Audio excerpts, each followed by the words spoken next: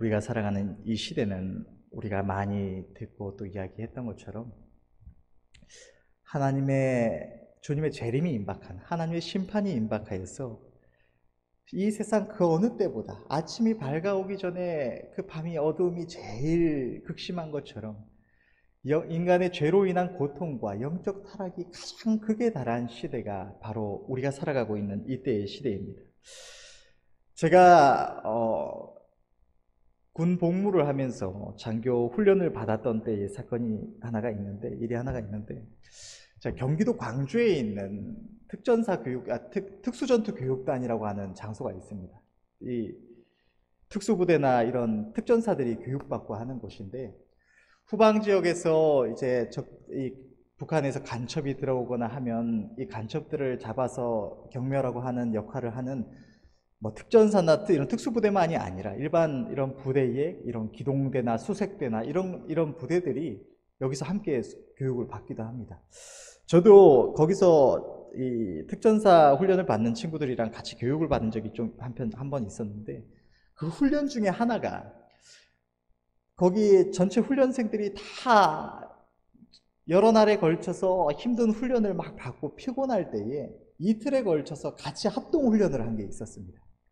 그게 무엇이냐면, 내용인즉슨 특전사 훈련을 받는 친구들은 이 전시의 역할이 북한 쪽으로 이제 비행기를 타고 날아가서 거기에 이제 침투를 해서 작전을 해야 되는 역할을 하기 때문에 숨어서 어딘가를 침투하는 역할. 그래서 이 특전사 훈련을 받는 친구들이 북한에서 우리 쪽으로 내려오는 이런 간첩들처럼 그런 동일한 역할을 하기 때문에 북한군 역할을 맡고, 또 후방 지역에서 이런 간첩들을 막는 역할을 하는 제가 속했던 이런 부대의 훈련생들은 이제 한국군 역할을 맡아서 일정 지역 안에서 어떤 산을 주고, 그 산 안에서 이 산에 어떤 구역을 주고 그 산 안에서 이틀에 걸쳐서 서로가 서로를 이제 찾아서 이제 물리치는 그런 훈련을 한 적이 있습니다.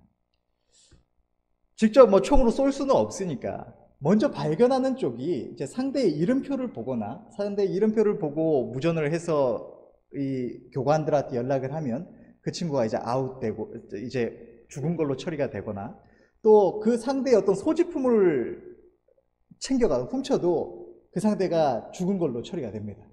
이런 훈련이었는데, 기억에 남는 것이 앞에 워낙 힘든 훈련을 이렇게 받고 나서 이틀에 걸쳐서 훈련을 하던 거다 보니까 다들 엄청 피곤했습니다. 이 특전사 훈련을 받는 친구들이나 제가 속해 있던 친구들이나 다 피곤했는데, 이제 그 산 안에 숨어가지고 서로가 서로를 이제 찾아서 없애야 되는 이런 훈련을 하다 보니까 어느 쪽이 더 많이 물리치고 성과를 내느냐 하는 이런 걸 좀 경쟁이 있는 때였습니다. 그러다 보니까 이제 찾아서 물리쳐야 되는데 서로가 하도 긴장을 하고 막 눈에 불을 켜고 있으니까 이게 찾기가 쉽지가 않은 거예요. 찾아도 도망가 버리거나 이러면은 또 찾기가 쉽지가 않고, 그러니까 안 그래도 지쳐있는데 쫓아갈 수가 없는 겁니다.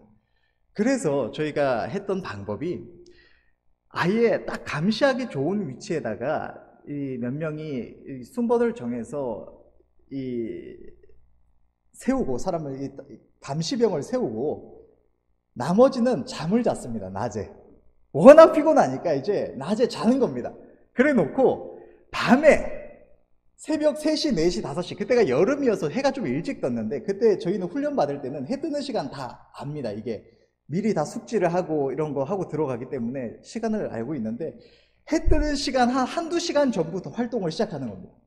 그러면 저희랑 똑같은 방법을 쓰지 않은 친구들은 이 시간이 위험한 이유가, 전쟁사를 보면 우리가 군사훈련을 받고 하다 보면 이제 전쟁 역사들, 세계적인 이런 역사들을 보는데 해 뜨기 직전에 공격당한 예들이 엄청 많습니다. 왜 그러냐면 그때는 가장 어두운 때기도 하고 이 밤에 감시를 서는 이런 병사들이 가장 풀어지는 시기입니다. 아무리 병사가 있다고 해도, 그 시간이 자기 임무가 있다고 해도 자다가 일어나서 나오고, 또 그렇지 않으면은 이 시간이 길어져서 아무 일도 없으니까 풀어지기 딱 좋은 때가 그때의 시간이라서 전쟁사에서도 그때 뭔가가 일어나기가 제일 좋습니다.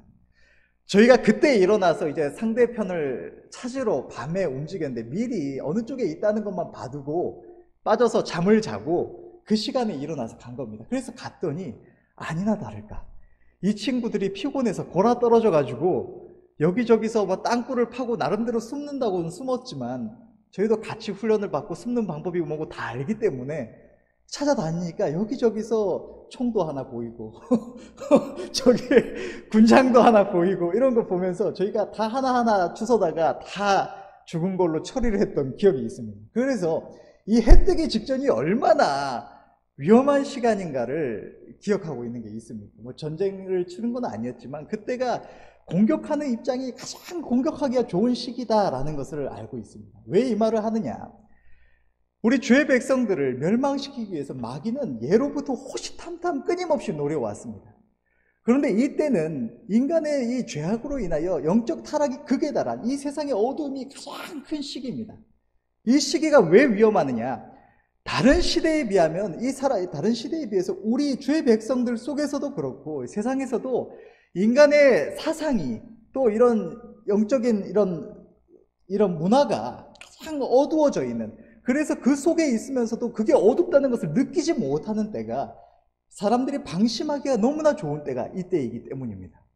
우리가 살아가는 이 시대는 그 어느 시대보다 기술적으로 발달하고 뭔가 풍요롭고 많은 것을 누릴 수 있는 시대입니다. 그렇기 때문에 뭐 옛 시대처럼 뭐 길을 가다가 산적을 만나는 것도 아니고 뭐 도적대가 나라에 쳐들어와서 무슨 일이 일어나는 것도 아니고 치안이 확립되어 있고 법이 잡혀 있는 위험할 것이 없는 세상 같습니다. 그저 우리가 우리의 직장 생활을 하고 각자 벌이를 벌어가면서 누리면서 살아가면 그만인 것 같은 세상인데 이렇게 방심하고 있는 때이기 때문에 이 마귀가 우리의 영혼을 죽이기가 가장 좋은 때가 이때라는 겁니다. 제가 다른 곳에서 이런 주일학교 또 청년부 사역을 하고 또 이곳에서도 사역을 감당하면서도 제 자신의 신앙생활을 해가면서 느끼는 것은 우리가 이 시대의 신앙을 지켜나가는 것, 우리가 하나님 앞에서 정결, 우리의 믿음을 지켜나가는 것이 기적이라는 생각이 너무나 많이 듭니다. 그래서 끊임없이 우리가 이렇게 나아갈 수 있는 것이 하나님의 은혜다. 저는 밖에 나가서 전도를 하거나 이렇게 누군가에게 이야기를 할 때 많이 드는 생각이 사람들이 믿지 않는 것이 어떻게 보면 당연하구나 하는 생각이 듭니다. 이게 정말 하나님의 성령의 역사가 아니면 사람이 이 시대를 살아가는 인간이 하나님을 절대로 인간의 이성으로 어떤 생각을 알 수가 없구나, 절대로 그것을 받아들일 수 없구나 하는 생각이 많이 듭니다. 너무나 풍요로운 세상 속에 살아가고 있기 때문에 당연하게 이 세상에서 많은 돈을 벌고 많은 것을 누리고 하는 것이 복인 줄로 생각하고 주의 백성들마저도 그것을 끊임없이 추구하는 그런 모습들이 쉽게 나타나는 것입니다. 그러나 그러다 보면 이 세상과 차이가 없는, 특별히 뭐 인간적으로 볼 때 잘못하는 행동은 아님에도 그것이 우리를 하나님께로부터 멀어져 가고 우리의 영혼을 죽이게 되기 때문에 우리의 영혼이 가장 위험한 시기가 바로 이때라는 것입니다. 마귀는 이 시대에 우리에게 이 출애굽 당시에 이 애굽이 바로가 이스라엘 백성들이 하나님께 나아가지 못하게 하기 위해서 무거운 이 노역을 시켰던 것처럼 마귀는 이 시대에 우리의 삶에 있어서도 너무나 풍요로운 시대이지만 인간의 이기심이 극에 달하고 또 이 사람의 이런 서로 사랑하지 않는, 서로를 미워하고 분노하는, 경쟁하는, 시기 질투하는 이런 마음이 깔려있는 이 시대이기 때문에 사람들의 삶은 너무나 어렵습니다. 생활이라는 것이.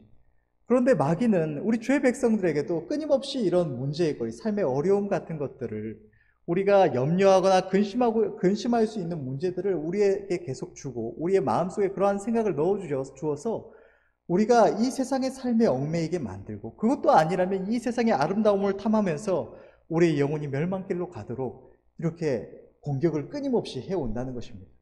그러나 그것을 너무나 느끼기가 어렵기 때문에 너무나 위험한 시기입니다. 이러한 시대를 우리가 믿음으로 승리하고 하나님 앞에 하나님이 기뻐하시는 아름다운 삶을 살아가려면, 우리의 영혼을 지키려면 우리는 반드시 하나님의 은혜를 입어야만 합니다. 하나님의 도우심이 없이는 우리는 이때를 결코 평안히 승리하며 살아갈 수가 없는 것입니다.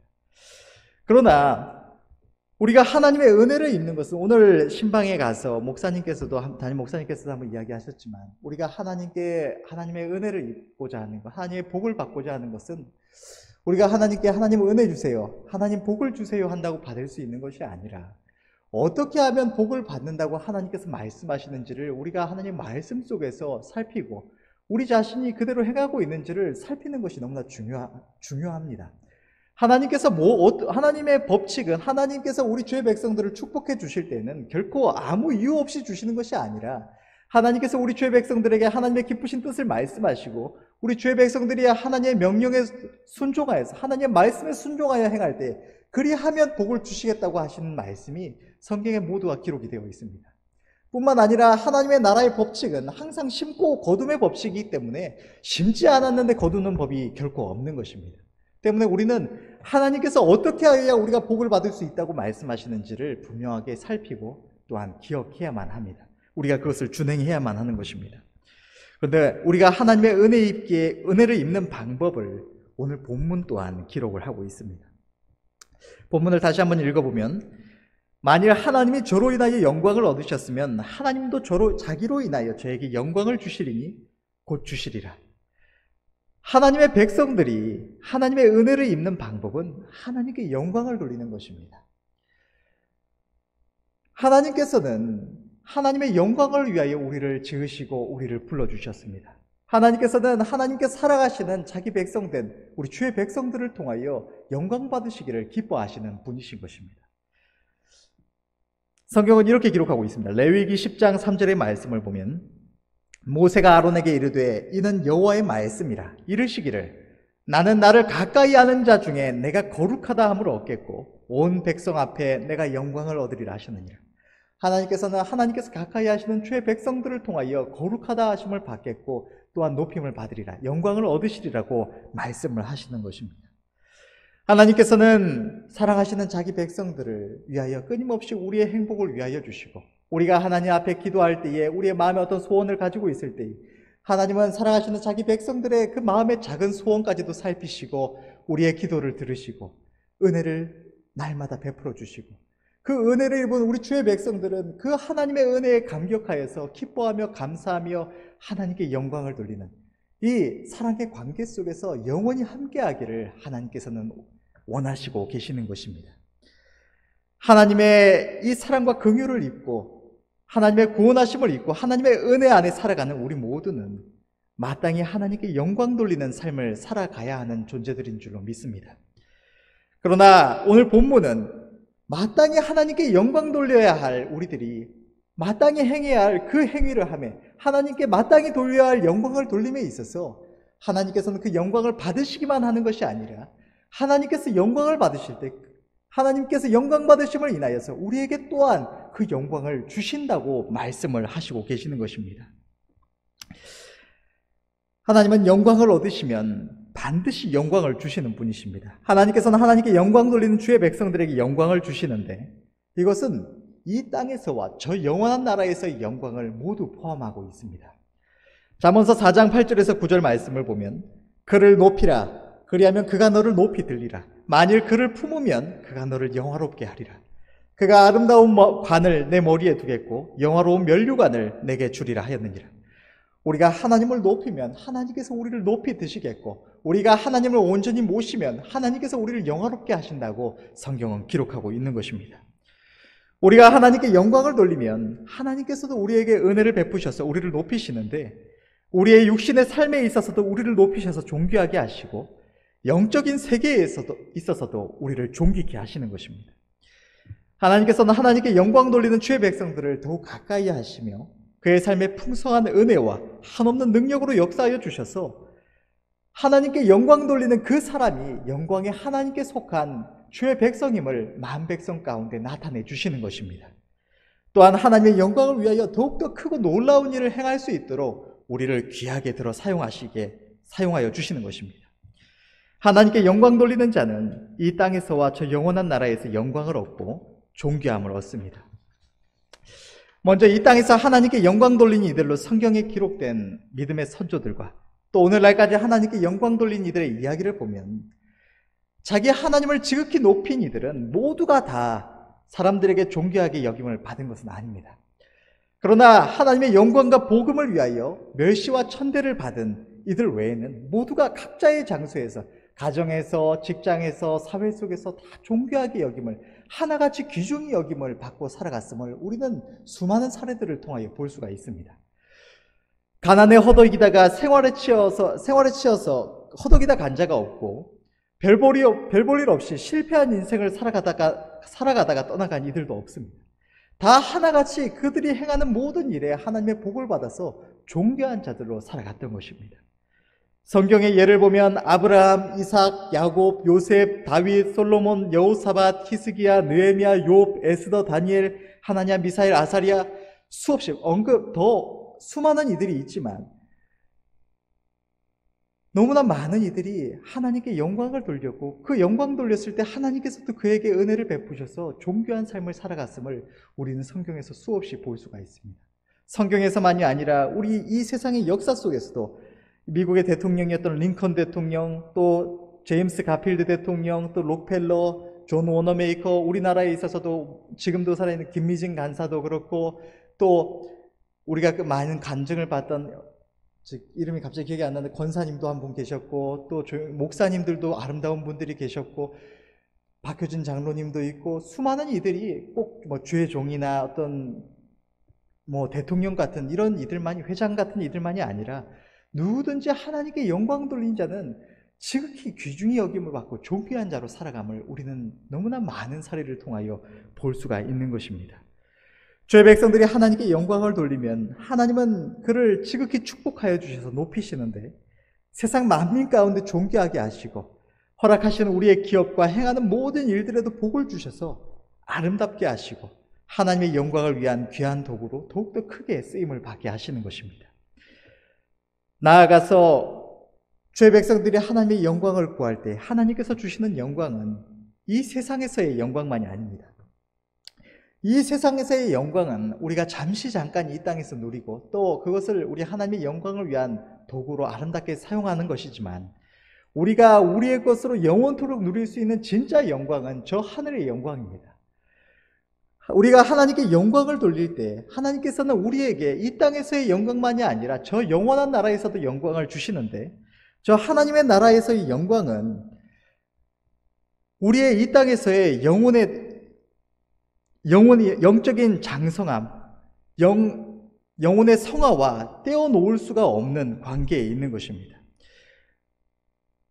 우리 주님께 가장 영광을 돌린 자, 하나님의 나라를 위하여 가장 충성한 자, 영적으로 가장 장성한 자가 주님의 곁에서 하나님의 나라를 다스리는 방백으로 세움을 입는 것입니다. 우리가 하나님께 영광을 돌릴 때에 하나님께서는 우리의 영혼을 축복해 주십니다. 우리의 영혼을 도우셔서 우리의 믿음과 우리 하나님을 아는 지식에 자라나게 하시고, 우리의 영혼의 성화를 도우시고, 하나님의 능력 가운데 우리의 영혼이 더욱더 존귀함을 입게 하시는 것입니다. 성경에도 기록되어 있는 것처럼 포도원 지기가 열매 맺지 못하는 가지는 제하여 버려서 나무의 영양분을 아름다운 열매를 맺는 가지에 공급하며 마음을 쏟고 더 아름답게 가꾸기 위하여 애쓰는 것처럼, 하나님께서는 하나님께 영광 돌리지 않는 자에게는 점점 그 은혜를 제하여 가시고, 하나님께 영광을 돌리는 자에게 이 땅에서 뿐만 아니라 우리의 영혼에 있어서도 더욱더 큰 은혜를 더하여 주셔서 그 영혼이 더욱더 아름답고 존귀하게 하여 주시는 것입니다. 이 말세 지말의 시기, 영적 환란의 때에 우리가 믿음을 지키며 하나님께 영광을 돌리려면 우리는 그저 하루하루 버티며 우리 주님이 오시기만을 기다리면 되는 것이 아니라 전심으로 하나님께 영광 돌리며 하나님의 은혜를 더욱더 입어야만 하는 것입니다. 성경을 보면 하나님을 높인 이들이 모두가 다 어떤 왕으로, 방백으로, 부자로, 존귀한 자로 살아간 것은 아닙니다. 자기 하나님을 사랑하여서 애굽의 모든 보화와 존귀를 포기했던 모세도 있고, 하나님의 영광을 위하여 멸시 천대와 핍박을 받았던 선지자들과 사도들도 있습니다. 또 그 누구보다도 우리 주님은 만왕의 왕 하나님이심에도 우리를 위하여 이 땅에 오셨을 때에 우리들 가운데 존귀하게 여김을 받고 부자로 살아가시지 않으셨습니다. 그러나 그들의 영광이 앞서 부자나 어떤 방백으로 왕으로 살아갔던 이들보다 작은 것은 결코 아닙니다. 그들은 비록 이 세상에서는 많은 것을 누리지 못했지만 하나님 앞에서 그 누구보다 충성되고 아름답게 힘써 믿음의 선한 싸움을 싸웠습니다. 그 결과 주님은 모든 구원받은 주의 백성들의 생명의 주요 영원한 왕이 되셨고, 잠시 후면 태초부터 심판의 날까지 하나님의 영광을 위하여 세상에서 핍박받고 멸시천대받은 주의 종들은 하나님의 나라에서 그 누구보다 아름다운 곳에서 영광을 얻고 존귀함을 입는 것입니다. 만일 우리들 가운데 하나님의 영광을 위하여 멸시천대와 핍박받기에 합당한 자로 여김을 받는 이가 있다면 그것은 이 세상 그 어떠한 복보다 더욱더 큰 복이요 은혜일 것입니다. 우리 또한 날마다 우리 하나님께 전심으로 영광 돌리고 이 영광에 참여하는 자들이 되어야 할 줄로 믿습니다. 그런데 우리가 이 영광이라는 단어를 말할 때, 영광스럽다, 영광 돌리다라는 말을 할 때 우리가 그 의미를 느낌으로는 아는데 또 많이들 사용하기도 하는데 정확하게 그것을 표현하기는 또 어려운 것 같습니다. 그렇게 하나님께 영광 돌린다는 것은 때때로 무언가 우리의 일상과는 거리가 있는 어떠한 특별한 일로 여겨질 때가 있습니다. 예를 들면 어떤 무언가 큰 일에 믿음으로 순종하여서 하나님의 도우심을 입고 간증을 한다거나 또 하나님 앞에 어떤 큰 예물을 드려서 하나님께 영광을 돌린다거나 이러한 특별한 순종에 하나님께 영광 돌리는 일이 있다고 우리가 생각하기가 쉽습니다. 그런데 이 영광이라는 단어의 사전적인 의미를 보면 영광이라는 것은 사전적으로 빛나고 아름다운 영예라고 기록이 되어 있습니다. 그런데 이 영예라는 것은 영광스러운 명예라고 또 되어 있습니다. 명예는 자기의 도덕적, 인격적 존엄에 대한 자각 및 타인의 그것에 대한 승인, 존경, 칭찬이라고 되어 있는데 쉽게 말하면 우리가 하나님께 영광을 돌린다는 것, 하나님이 영광을 얻으시게 한다는 것은 우리를 통해서 하나님의 아름다우신 성품과 전능하신 능력과 하나님의 존귀하심이 내 자신과 온 공교회와 세상 가운데 고백되고 높여지고 찬양되도록 하는 것이 바로 하나님께 영광을 돌리는 일이라는 것입니다. 이러한 정의에서 볼 때 하나님께 영광을 돌리는 방법은 크게 세 가지가 있습니다. 첫째는 죄 백성들이 하나님을 인정하며 신뢰하는 것입니다. 잠언서 3장 5절에서 6절은 이렇게 기록하고 있습니다. 너는 마음을 다하여 여호와를 의뢰하고 내 명철을 의지하지 말라. 너는 범사의 그를 인정하라. 그리하면 내 길을 지도하시리라. 우리 죄 백성들이 우리의 모든 길과 세상 만물이 하나님의 다스리심 아래에 있다는 것을 인정하는 것, 하나님의 아름다우신 성품과 우리를 향하신 사랑과 전능하신 능력과 우리를 향한 하나님의 선하신 약속을 신뢰하는 것이 하나님을 지극히 영화로우시게 하는, 우리가 하나님께 영광 돌리는 행위라는 것입니다. 믿음의 선조들의 예를 보면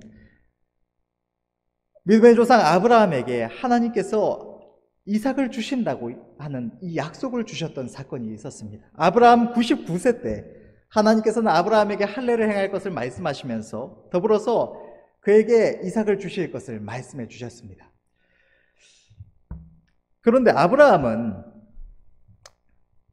어리석은 자가 아닙니다. 어떤 광신에 빠져 있는 자도 아닙니다. 제가 전도를 하거나 어떤 신앙에 대해서 이야기를 하다 보면 많은 이들이 우리가 나름대로 하나님 앞에 열심을 다한다고 또 신실하게 하나님을 섬긴다고 이렇게 하는 모습들을 주변에서 본 이들은 이게 너무 어떤 종교 생활에 빠져 있는 것이 아닌가, 우리가 어떤 하나님의 은혜 입은 것들을 이야기를 하면 무슨 광신이 아닌가 이렇게 오해를 할 때가 있습니다. 그런데 그때마다 제가 하는 말은, 떠올리기도 하고 때때로 하기도 하는 말은, 사람들은 우리가 하나님 앞에 열심을 내고 하나님의 약속을 붙들고 또 나름대로 헌신, 봉사, 충성하며 또 예물도 드려가면서 이렇게 나아가는 걸 볼 때 이 광신이다 이렇게 생각할 때가 있지만, 사실 우리들에게 있어서 우리의 소원은 바로 그 광신과 같은 것입니다. 정말로 하나님의 이 선하심을, 하나님의 약속을 우리가 한치의 의심도 않고 광적으로 믿을 수 있다면 그 얼마나 은혜입니까? 절대로 어떠한 일들이 있어도, 어떠한 마귀가 어떠한 생각을 넣어주고 유혹을 넣어주고 의심을 넣어줘도 절대로 흔들리지 않고 믿을 수 있다면 그 무엇보다도 우리가 소원하는 것이 바로 그 광신입니다. 그것이 되지 않기 때문에 우리 하나님 앞에서 우리의 가슴을 치며 탄식하며 하나님의 도우심을 구하며 우리가 하나님 앞에 우리 하나님의 약속을 붙들고자 발버둥을 치는 것입니다. 아브라함 또한 광신이 아닙니다. 우리 주의 백성들이 늘 생각하는 것은 광신이면 좋겠는데 그 광신이 안 된다는 것입니다. 하나님 앞에 아름다운 것들은 결코 이렇게 되는 법이 없습니다. 저 악한 영들은 자기에게 나온 그 속한 이들을 속여서 광신에 빠지게 하고 아무것도 따지지도 않고 묻지도 따지지도 않고 따르게 하는 이 광신에 빠지게 합니다. 그러나 우리 하나님은 선하셔서 우리 주의 백성들을 그렇게 만드시는 법이 없으십니다. 자기 백성들이 하나님을 끊임없이 붙들고자 하나님 앞에 전심으로 나아오는 것, 하나님을 붙들고자 발버둥치며 나아오는 그 모습을 하나님 기뻐하시고 우리가 자원함으로 하나님을 쫓는 것을 원하시는 것이지 하나님이 무슨 능력으로 우리를 붙드셔서 광신에 빠지게 하시지 않으시는 것입니다. 그러면 아브라함 또한 의심이 들지 않았을까요? 성경을 보면 99세 때에 하나님께서 이 말씀을 하셨을 때 아브라함이 심중에 웃었다고 기록하고 있습니다. 하나님께서 내년에 아들을 주시면 100세인데 자기는 100세고 사라는 90세인데 어떻게 아들을 낳을 수 있는가? 아브라함이 심중에 웃었다고도 기록을 하고 있습니다. 당연히 그에게도 상식이 있었을 것이고 하나님의 말씀은 이게 말이 되나 하는 생각도 당연하게 들었을 것입니다. 들지 않을 수가 없는 것입니다. 그러나 그러한 상식이 우리에게 주어짐에도 불구하고 아브라함은 하나님의 약속을 확신하였다고 성경은 기록하고 있습니다. 그 의심이 들지 않아서가 아니라 하나님이 하신 말씀이기 때문에 아브라함은 인격적으로 자기 하나님의 그 약속을 믿음으로 붙잡고 놓지 않았던 것입니다. 성경은 이렇게 기록하고 있습니다. 로마서 4장 19절에서 22절의 말씀을 보면 그가 100세나 되어 자기 몸에 죽은 것 같음과 사라의 태에 죽은 것 같음을 알고도 믿음이 약하여지지 아니하고 믿음이 없어 하나님의 약속을 의심치 않고 믿음에 견고하여져서 하나님께 영광을 돌리며 아브라함이 하나님의 약속을 믿음으로 붙든 것이 하나님께 영광 돌리는 일이었다고 성경 또한 분명하게 나타내고 있는 것입니다. 이어서 읽으면 약속하신 그것을 능히 이루실 줄을 확신하였으니 그러므로 이것을 저에게 의로 여기셨느니라. 하나님의 백성들에게 하나님의 약속이 주어질 때 우리가 하나님의 말씀을 들을 때에 그것이 세상의 상식과 부딪힐 때가 많이 있습니다. 하나님의 성령께서 우리에게 어떠한 뜻을 나타내 주실 때도 그것이 세상의 상식과 부딪힐 때가 많이 있습니다. 이러할 때에 주의 백성들이 하나님의 약속을 믿고 붙드는 것, 하나님의 선하심을 믿고 붙드는 것이 하나님께 영광 돌리는 일이라고 성경은 분명하게 기록하고 있다는 것입니다. 하나님께서 먼저 그의 나라와 그의 의를 구하라 그리하면 이 모든 것을 너희에게 더하시리라는 말씀을 주셨을 때 우리가 하나님의 일을 먼저 행하면 우리의 생활이 어려울 수밖에 없을 것 같은 어떤 현실 속에서도 우리 하나님의 약속을 믿음으로 붙들고 순종할 때 또 하나님의 기쁘심을 우선하여서 내 삶은 제쳐두고 하나님의 영광을 먼저 구하여 나아갈 때 기쁘심을 먼저 구하여 나아갈 때 이 모든 행동이 하나님께 지극히 영광 돌리는 일이라고 성경은 기록하고 있다는 것입니다. 또 다윗의 골리앗 사건이 있습니다. 이스라엘의 대왕이었던 왕이 되기 이전이었지만 믿음의 선조 다윗이 마주했던 골리앗은 자기 능력으로 절대로 이길 수 없는 존재였습니다. 이스라엘에 수많은 이들이 있었지만 그 누구도 감히 싸워보겠다고 나설 수 없는 강대한 대적이 이 골리앗이었습니다. 그러나 다윗은 자기 하나님의 군대를 모욕하는 이 대적 앞에서 자기 능력을 바라보지 아니하고 하나님을 의뢰함으로 하나님을 신뢰함으로 그 대적을 향하여 믿음의 발을 떼고 달려나아갔습니다. 칼과 창을 의지한 것이 아니라 다윗의 고백처럼 만군의 여호와 하나님을 의지하여 달려나아갔을 때 하나님께서는 그의 그 모습을 보시며 영광을 받으시고 그 대적을 다윗에게 붙여주셨던 것입니다. 마찬가지로 주의 백성들이 하나님의 기쁘심을 구하는 우리의 삶을 살아가던 중에 우리가 감당할 수 없는 어떠한 문제를 마주했을 때 우리의 힘과 능력으로 극복할 수 없는 문제를 마주했을 때 우리가 우리 하나님을 바라보는 것, 우리 하나님을 의뢰함으로 믿음으로 행하는 것이 하나님을 영화롭게 하는 모습이라고 성경은 기록하고 있는 것입니다. 여러분, 우리가 말이라는 동물을 떠올릴 때 흔히 용맹스러운 모습을 많이 떠올립니다.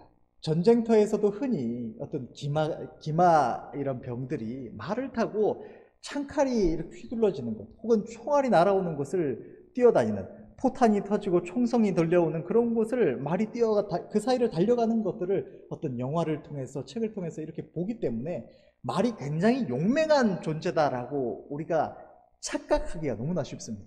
그런데 말은 세상 그 어떠한 동물, 양만큼이나 세상에서 가장 겁이 많은 동물들 중에 하나라고 합니다.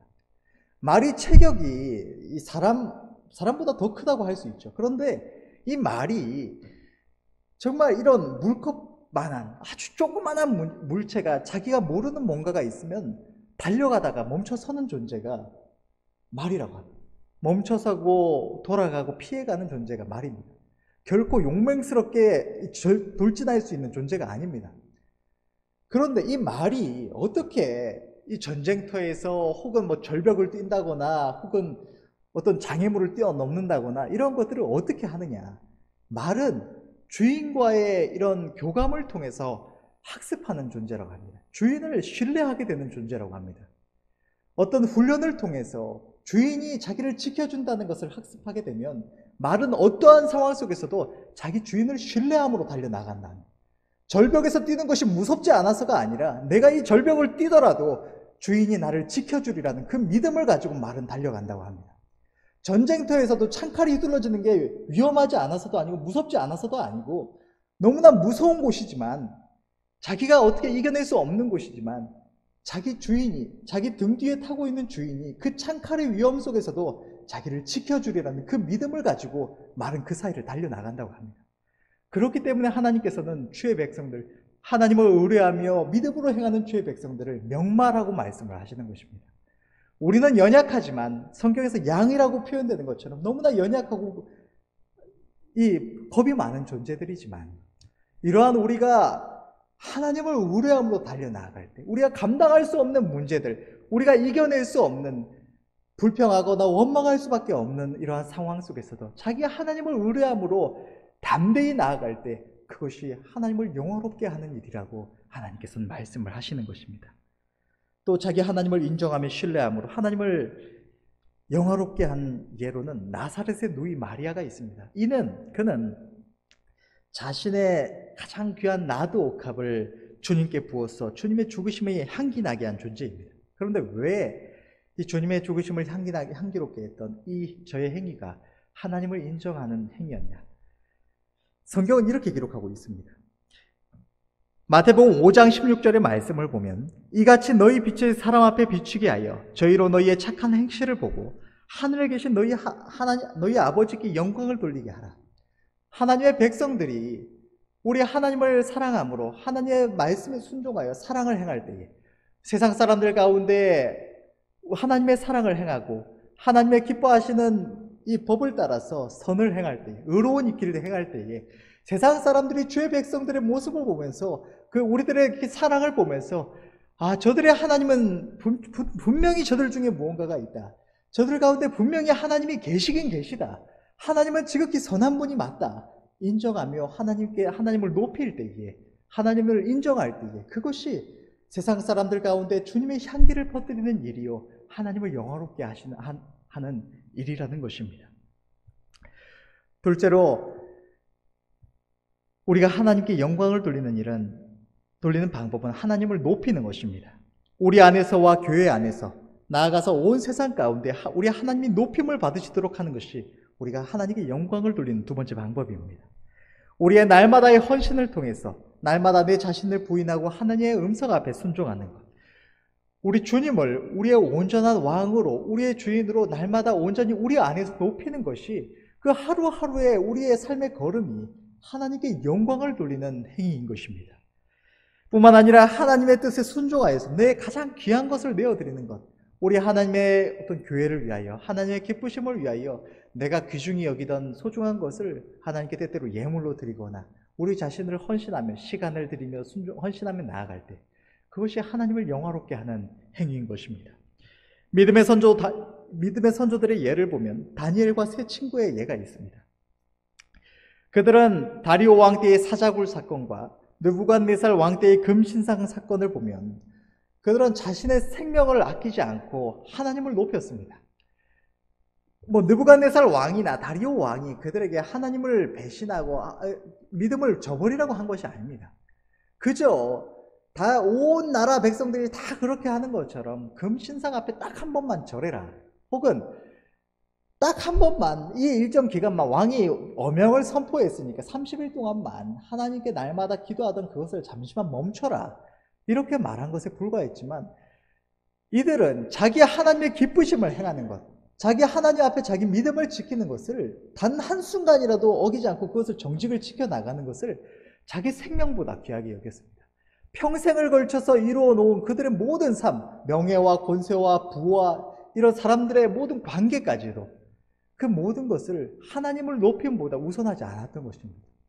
자기 하나님을 그 모든 것보다 우선하여 높였기 때문에 하나님께서 그들을 통하여 지극히 영광을 받으시고 온 세계 만민 가운데 그들의 이름을 지극히 높여주셨던 것입니다. 또 아브라함이 모리아산에서 이삭을 번제로 바쳤던 사건이 있습니다.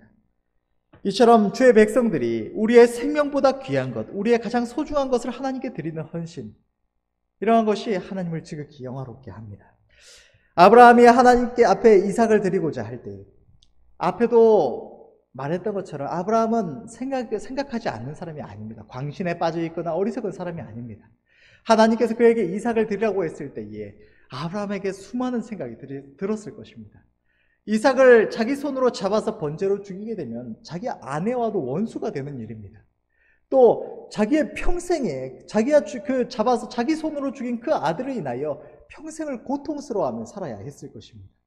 그 아들의 사랑스러운 아들의 목소리와 그 모습들이 평생을 떠나지 않아서 고통 중에 살 것이 너무나 당연한 일이었습니다. 생명보다 귀한, 그 무엇보다 귀한 아들이었기 때문에 그 아들을 잡아 죽인다는 것은 하지 말아야 할 이유가 수없이 많은, 너무나 강력한 그러한 일이었습니다. 그러나 그 모든 이유보다도 아브라함은 자기 하나님을 우선했던 것입니다. 자기 하나님을 사랑함을 그 모든 것보다 우선하여서 하나님을 온전히 높여 그 앞에 그 모든 이유를 부인하여 버리고 하나님 앞에 그 아들을 잡아서 제물로 드리고자 했던 것입니다. 그렇기 때문에 하나님께서 그를 통하여 그 모습을 통하여 영광을 지극히 받으시고 그를 모든 주의 백성들의 아름다운 믿음의 본으로 세워주셨다는 것입니다. 주의 백성들이 하나님의 뜻을 행하는 것, 하나님의 선하시고 기뻐하시고 온전하신 뜻을 생각하며 그것을 행하는 것 또한 하나님을 높이는 일이 됩니다. 군병들이 전쟁터에 나가서 싸움에서 승리하면 그 싸운 군사만이 아니라 왕이 영광을 얻는 것처럼 하나님의 백성들이 하나님의 기뻐하신 뜻을 헤아리고 그 뜻을 이루어가는 것은 하나님께 영광을 돌리는 일이 됩니다. 때문에 복음을 전파하는 것 또한 하나님의 뜻을 행하는 일이며 또한 하나님의 나라를 세우는 일이기 때문에 우리가 하나님의 어떤 뜻을 이루어 나가는 것, 하나님의 복음을 전파하는 것은 하나님을 영화롭게 하는, 하나님께 영광을 돌리는 우리의 행위가 되는 것입니다. 마지막으로 하나님께 영광을 돌리는 우리의 행위는 하나님을 찬양하며 감사하는 것입니다. 하나님의 백성들이 입술에 듣기 좋은 노래가 아니라 우리의 마음을 다해서 하나님의 은혜를 생각하며 찬양하며 감사하는 것은 하나님께 영광을 돌리는 행위인 것입니다. 하나님의 백성들이 하나님께 감사하며 찬양할 때 하나님께서는 영광을 얻으시고 우리에게도 영광을 주셔서 우리의 삶에 감사와 찬양의 거리를 더욱더 더하여 주시는 것입니다.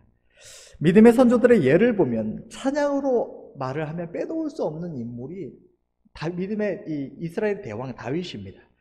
그는 하나님께서 그에게 은혜를 베풀어 주셨던 순간만이 아니라 원수들을 인하여 환난에 처해 있을 때에도 끊임없이 하나님을 찬양하며 영광을 돌렸습니다. 하나님께서는 그 하나님을 향한 찬양과 감사를 받으시고 그의 삶에 그가 믿고 신뢰했던 대로 역사해 주셔서 그를 모든 환난에서 건지시고 이스라엘의 가장 아름답고 영광스러운 왕으로 세워주셨던 것입니다. 이처럼 주의 백성들이 하나님의 은혜를 날마다 기억하며 떠올리며 감사할 때 하나님이 영광을 받으십니다. 또 바울과 실라의 예가 있습니다. 그들은 빌립보 지역에서 복음을 전하다가 잡혀서 많이 매를 맞고 감옥에 갇히게 되었습니다. 그러나 그 처절한 상황 속에서도 그들은 하나님께 기도하며 밤중에 하나님을 찬미했습니다.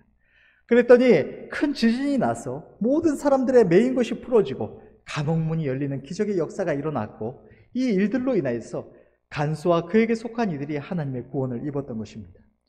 하나님의 백성들이 삶의 어려움 속, 세상 사람들은 누구나 다 염려하며 근심하며 괴로워하며 원망 불평할 수밖에 없는 순간들 속에서 주의 백성들이 하나님의 은혜를 생각하며 또 하나님의 선하심을 바라보며 감사하며 찬양할 때 하나님께서 지극히 영광을 받으시는 것입니다. 그렇기 때문에 우리가 하나님께 영광을 돌릴 수 있는 이 수많은 일들이 있습니다. 지금 이 순간에도 우리가 하나님께 감사하며 찬양할 때, 이 하나님의 선하심을 인하여 찬양할 때 하나님 영광을 받으십니다. 오늘 이 예배를 마치고 돌아가서 매 순간순간마다 우리가 하나님께 영광을 돌릴 수 있는 방법들이 있는 것입니다. 우리가 그렇게 하나님께 영광을 돌려갈 때 하나님의 영광을 받으실 뿐만 아니라 우리에게도 영광을 돌려주시는 것입니다. 결론을 맺겠습니다. 우리도 하나님께 영광을 돌리는, 전심으로 하나님의 영광을 구하는 삶을 살아가야 할 줄로 믿습니다. 우리는 하나님을 위하고 하나님은 우리를 위하시는 이 영원한 사랑의 관계 속에 전심으로 참여하시는 은혜가 있으시기를 바랍니다. 우리의 일상 가운데 하나님께 영광을 돌릴 수 있는 것은 어떤 대단한 사건 속에만 있는 것이 아니라, 무슨 큰 결단을 해야만 할 수 있는 것이 아니라, 우리의 삶의 매 순간순간 하나님이 없는 세상 사람들이나 믿음이 연약한이라면 불평할 수 있고 답답해할 수 있고 또 죄와 정욕과 타협할 수 있는 순간들에 우리 하나님을 향한 신뢰를 지키며 하나님의 선하신 손길을 인정하며 하나님께 감사하며 찬양을 드리며 하나님의 기뻐하시는 모습으로 나아가는 것, 그것이 우리 주님을 높이며 하나님께 영광 돌리는 우리의 모습이요 우리의 본분인 것입니다. 우리가 하나님의 영광을 구하면 하나님께서 우리에게 영광을 주십니다. 우리 스스로가 우리를 높이고자 하면, 우리가 스스로 영광을 취하고자 하면 그것은 언제나 저주가 되고 우리가 낮아지게 하는 것이지만, 우리가 하나님을 위하면 그것은 우리의 이 땅에서와 저 영원한 나라에서 우리를 영화롭게 하고 우리의 모든 복이 임하게 하는 방법인 것입니다. 말세이지 말의 시대, 우리가 생활에 치이고 세상 유혹에 이리저리 휩쓸리며 겨우겨우 살아가는 것이 아니라 하나님 앞에 크게 쓰임을 받고 믿음의 선한 싸움을 온전히 싸워서 승리하려면 그 언젠가 하나님께 크게 영광 돌릴 때가 오기를 기다리는 것이 아니라 날마다 매 순간마다 전심으로 하나님께 영광 돌리며 그 은혜를 충만히 입고 그 가운데 살아가야 할 줄로 믿습니다. 이 시대는 너무나 어려운 시대입니다. 영적으로 너무나 믿음을 지켜나가는 것이 기적과 같은 하나님의 은혜가 너무나 간절한 시대입니다. 그러나 그렇기 때문에 우리가 더욱더 하나님의 영광을 구할 수 있는 시기이기도 한 것입니다. 하나님은 우리의 연약함과 우리 주변의 모든 상황들도 하나님은 다 알고 계십니다. 우리의 그 어떠한 작은 어려움까지도, 고통까지도 주님은 다 알고 계십니다. 그 모든 어려움과 그 모든 상황 속에서도 그럼에도 불구하고 주의 백성들이 하나님을 사랑하여서 전심으로 영광을 돌려갈 때 우리 주님의 마음이 감동을 받으시고 한없는 은혜를 베풀어 주시는 것입니다. 날마다 매 순간마다 주님의 음성을 청종하며 찬양하며 복음 전하며 작든지 크든지 끊임없이 하나님께 영광 돌리는 삶을 살아가시는 저와 여러분들이 다 되시기를 간절히 바랍니다. 기도하겠습니다.